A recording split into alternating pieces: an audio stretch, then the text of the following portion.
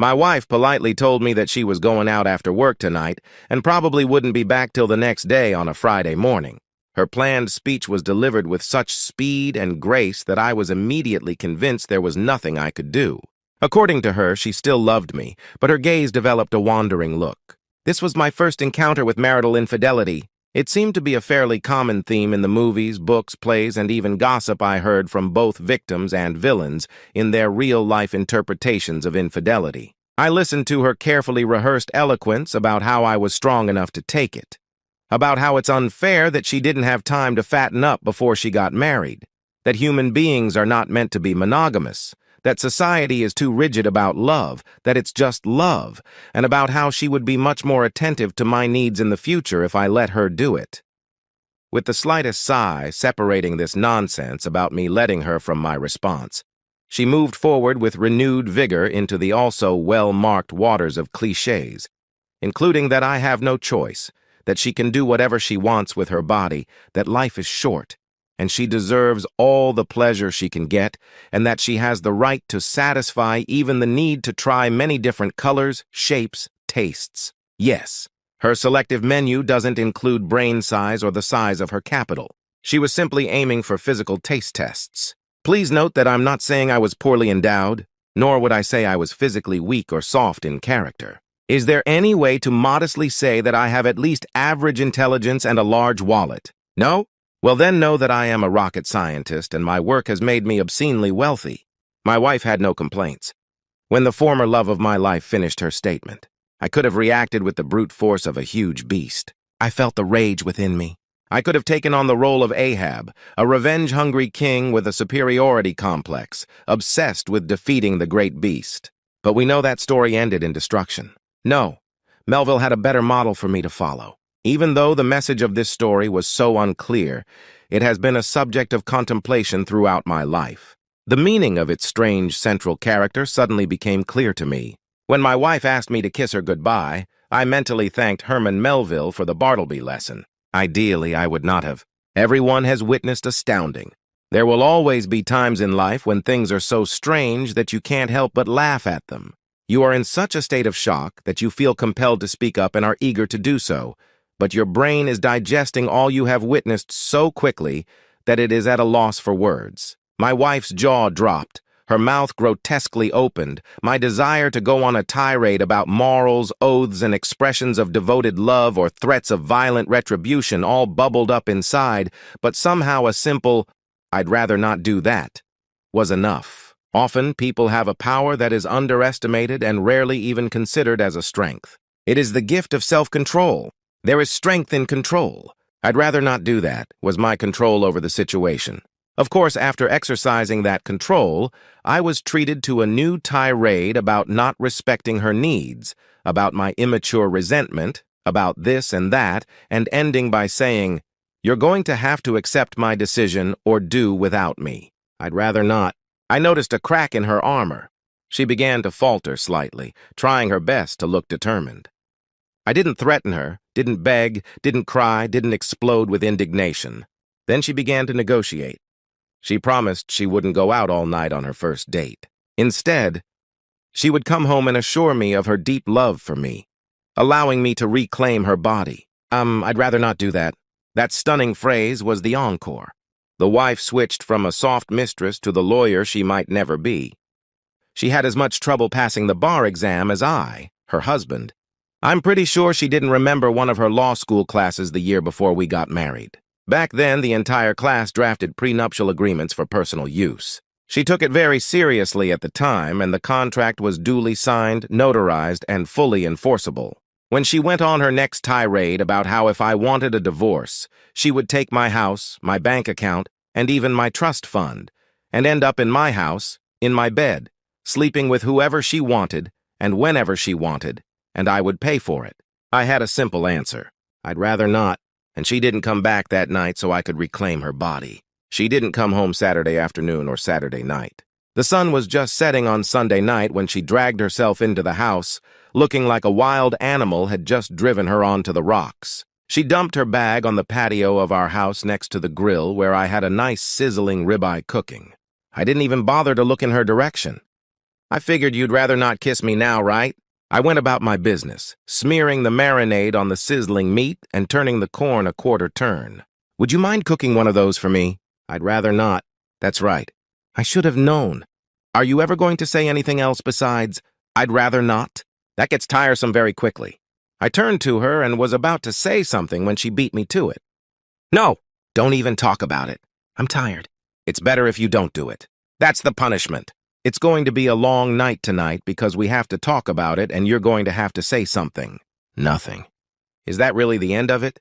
You're going to file for divorce? 2 years of dating in college. 3 years while I was in law school?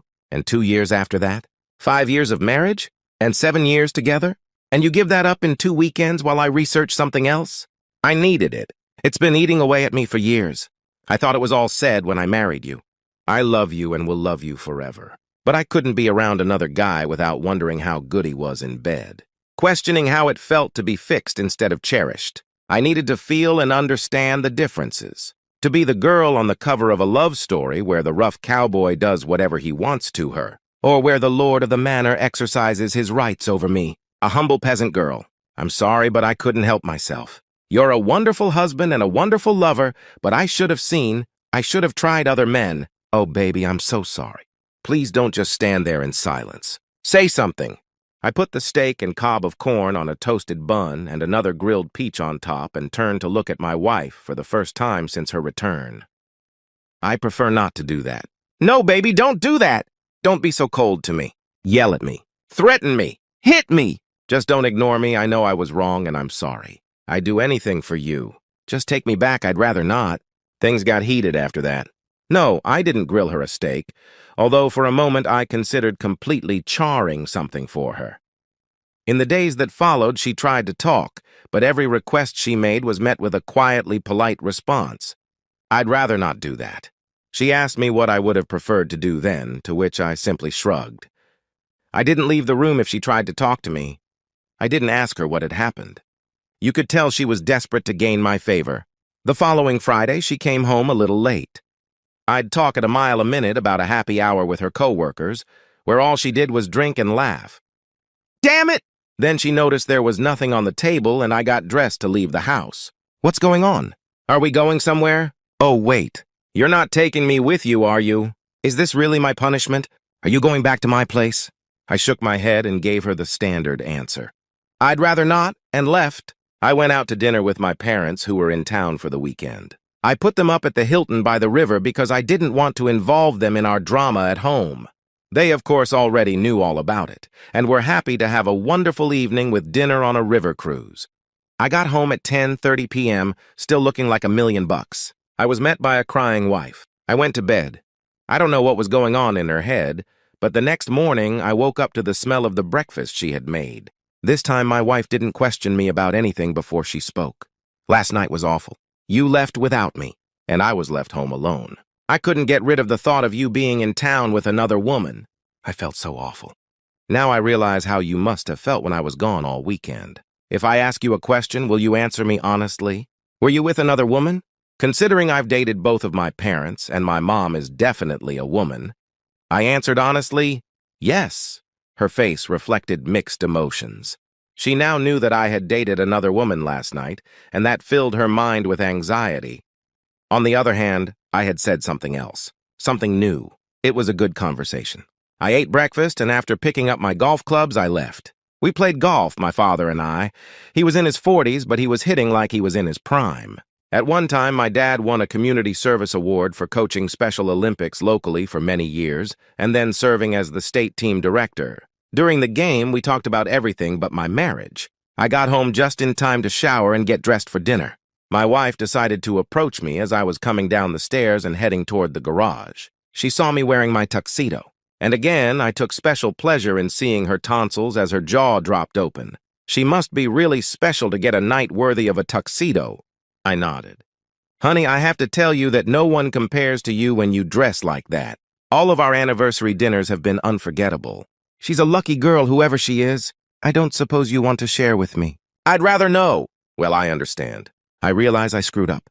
I realize I tossed you aside and then spent the weekend humiliating you. I should never have done something like that. A wife's story about her weekend. I will always regret it. Friday's date got me a burger at Wendy's on the way to the concert. He told me we had great seats, so I dressed. Well, you saw me. It was nice. Turns out our seats were so far away from the stage that I couldn't see the singers even through binoculars. So he made me buy a beer. Well, I was driving the whole way. It was my car, it was my gas, and then I bought dinner. Anyway, my first date in my big adventure happened with the cheapest douchebag in the state. On the way home, he started groping me with his hands. So when we were in our neighborhood, I waited until he stopped at a red light at an intersection, jumped out of the car, and went to McGuire's Lounge where a blues band was playing. The jerk tried to follow me, but you know Eric, the bouncer who works there when they have live bands playing. I told him the guy was a creep and was following me. Can you believe he's been following me? Like I promised him anything. When I went into the restaurant, I saw a guy I knew from work. He was there with some friends. We hung out and I went to his house. But he was so drunk I had to drive him myself. And when we got to his house, it turned out I was looking at the worst case of a hang-up ever. Then he just passed out and I had to sleep on his couch. I woke up this morning to him crawling all over me and telling me he would make it up to me. I responded by telling him how he would ever be able to ever make it up to me with his little outgrowth. That's when I got really stupid. Instead of looking at things clearly and finally appreciating what I had at home and coming back to you, I decided I needed to reassert my femininity and sexuality. So I went to the bar. I was about to hook up with some guy, but then his wife barged in. She was furious and red-faced. To throw her off the scent, I slapped him and yelled, "So you're married?" Ironically, I didn't take off my rings. Then I went to the Clam Shack bar on the beach. A man approached me there, flirting like crazy. He was so sweet, made conversation. He could look me in the eye instead of just ogling my body. I was about to fall for his bait when two little kids came running up to the table screaming, "Grandpa! Grandpa! There you are!" I can't tell you how quickly he vanished. I ended up getting a room in an old motel behind the Clam Shack, bought a bottle of wine, and went out on the balcony for a drink and some quiet time to think. Turns out there was a table full of single and divorced women on the terrace directly below me, and their conversation turned to men. They started talking about their dating failures, naming names, giving details. It came out that my experiences were pretty common. Misogynists, older lechers, and cheap asses, that's what they said men were. Well, I can't blame them much for that. I mean, a girl can hardly expect a man to treat her as an equal and that he will pay for everything. These women on the terrace went through a long list of experiences with married men and men who seemed to be devoted family men, but for whatever reason, went left. Then they turned to the physical diversity of the men they dated. They talked about dating guys from other cultures, races, religions, and even different political orientations. They talked about how size was not as important as how caring their lover was. They all agreed that if you can find both in the same man, you should latch on to him and keep him with you forever. I almost left then to come home to you, but I had to listen to the rest of their conversation, and I'm glad I stayed. I heard nothing more. I spent the rest of the night thinking about you. I woke up there on the balcony. The sun was already up and shining in my face, already starting to burn my skin. I felt lousy on so many levels. The guilt of what I made you experience consumed me. My body stiffened from sleep. I had, after all, slept curled up on a chaise lounge on the balcony. My stomach was upset from the disgusting food and the 2 bottles of wine I had consumed the night before, and my head ached from all of the above. I made arrangements for a late checkout and went back to bed. When I woke up, I showered, got dressed, and came home. Honey, that night I walked out of our house into the street with the firm intention of cheating on you. But I didn't. The universe was on your side, baby. It made it clear that I was meant to be with you. Only you. Please forgive me. Please let me still be your wife. Please let's forget my transgression and go back to our happy life. Please. Her eyes filled with tears. I felt sorry for her. I felt sorry for her. What I didn't feel was love. I looked into those eyes. Into the eyes of the woman I had loved for so long and gave her my answer. I would have preferred not to. Epilogue. I didn't tell her that the other woman I was dating was my mother. I didn't tell her if I believed her sad story about how her dreams crumbled that weekend. I told her I loved her because I wasn't sure I did. I didn't say anything else. She didn't give up on me. She tried to get back into my heart while I managed to avoid her by traveling for work or staying in town after a long day.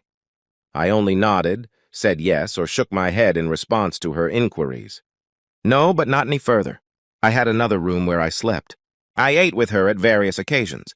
She eventually became weary of the struggle. We never got divorced. However, she moved to another place to live after that. I would like not to add an endpoint right now, but I guess I will eventually.